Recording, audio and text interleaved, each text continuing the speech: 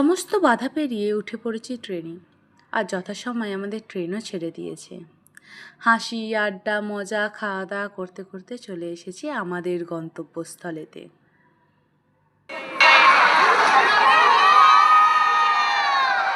হ্যাঁ, আমরা এসেছি দীঘায়।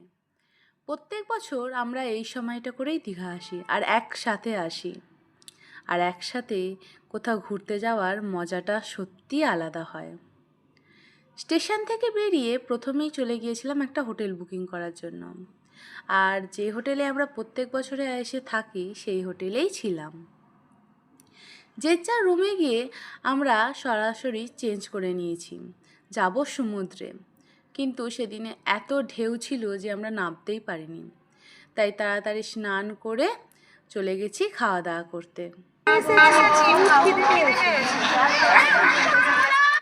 সেদিনে এত খিদে পেয়েছিল, তাড়াতাড়ি করে খাওয়া দাওয়া করে রেস্ট নিতে চলে গেছি, কারণ সেদিন অনেক ভোরে উঠতে হয়েছিল।